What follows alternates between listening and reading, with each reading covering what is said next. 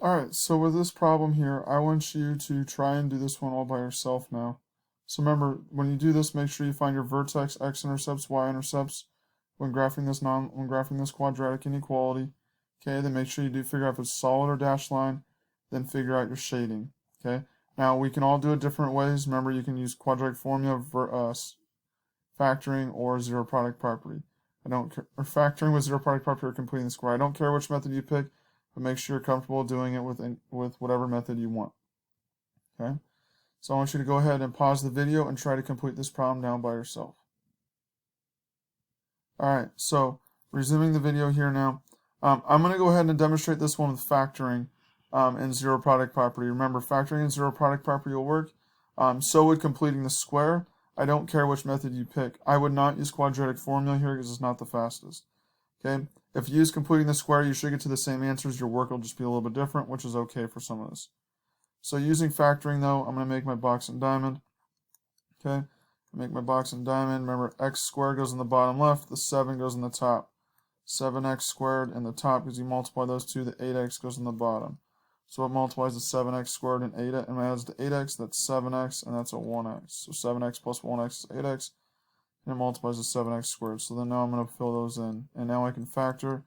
I get x plus 1 times x plus 7. So that's something we've been doing for a while. So now rewriting this inequality. Now, instead of writing the inequality, though, I'm going to put an equal sign, because I'm not going to worry about the inequality until I need a graph. Until I graph and test. So I'm going to have y equals x plus 1 times the quantity, x plus 1 times the quantity of x plus 7. Now, if we're trying to find the x-intercepts first, that's what I would do here first. I need to find, I need to put 0 in for y. So I'm going to have 0 equals x plus 1 times x plus 7. So now you need to use the zero product property, which remember sets each of these factors equal to 0. So x plus 7 equals 0, x plus 1 equals 0. Then you should be able to solve these. I'm not going to spend the time to solve these, but you should get x is negative 1 and x is a negative 7. So I now have my x-intercepts, negative 1, comma, my y value I put in there to do that was 0, and negative 7, comma, 0. Okay, so now I need to find my vertex. So I'm going to go ahead and do my work for my vertex down here on the bottom. So my vertex, what I'm going to do, this is for the vertex.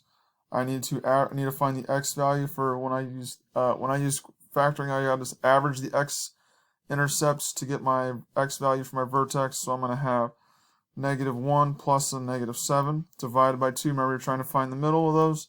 Negative 1 plus negative 7 is negative 8 divided by 2 is a negative 4.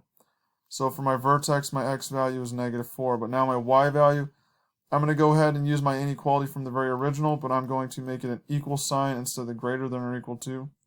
So I'm going to put negative 4 in for x, though. That'll be negative 4 quantity squared. Notice I put in parentheses. Plus 8 times negative 4 plus 7.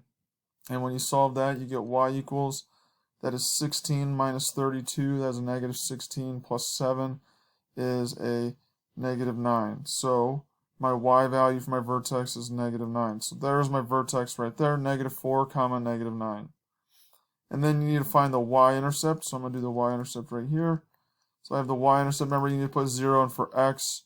So we're going to use the original, but we're going to just make it an equal sign. So I'm going to say y equals 0 squared plus 8 times 0 plus 7. And when you solve that, you get y equals 7. So our y-intercept is 0, comma, 7, because our x value is 0. We got the y value being 7. Remember, during all that, we don't even worry about the inequality. We just imagine it's an equal sign. So now we go ahead and graph this. So I have I have negative 1, comma, 0, negative 7, comma, 0. So 1, 2, 3, 4, 5, 6, 7. So I plot those points. My vertex is negative 4, comma, negative 9. It means I need to go left 4, down 9, 1, 2, 3, 4, 5, 6, 7, 8, 9. Plot that point. X-intercept is 0, 7, so I'm going to plot that. That's 3, 4, 5, 6, 7. Okay. Now remember, you should be able to find your line of symmetry. I'm going to draw a dashed line for that right here. That's the line of symmetry. So I should be able to find a symmetrical point, which with my y-intercept will be right here, which you should find that. Now that we have all our points plotted, we're we're going to go ahead and figure out, is this a solid or dashed line? So I'm going to circle that here in this blue color, blue greenish color, okay? I have a greater than or equal to. That means our inequality is going to be a solid. So I'm going to do my best here. Now I'm using my sketch pad, which is not going to allow me to make a very good U shape as I do this. So I'm going to try my best here to make a U shape.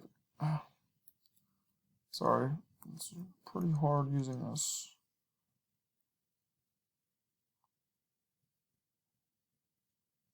Now my U is not going to be very good. Obviously, your guys should be way better than this on paper. Using my sketch pad here is not very good, but notice I have my solid line and I have my arrows. Okay, that's not a good parabola. But you guys get the point. It's supposed to be that U shape. Now we need to, though, figure out which side to shade. So this is where that test is going to come in. So I'm going to do this in red and I'm going to do it up here. We want to test it in the very original. So pick a coordinate that is not on the parabola. I see 0, 0 is not on the parabola again, so I'm going to use that. Okay, so 0, 0. So when I put this in the parabola, I'm going to have 0. The question is that greater than or equal to 0 squared plus 8 times 0 plus 7?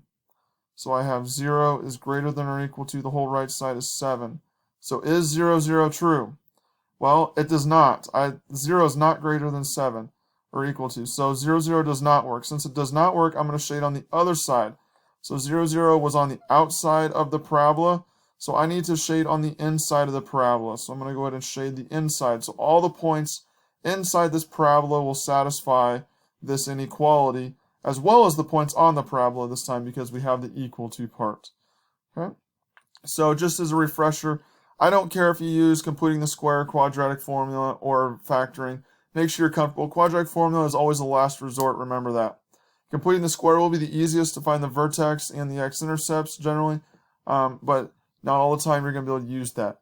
So as you're going through this, if you have any questions, make sure you're doing that, and please complete the rest of the work.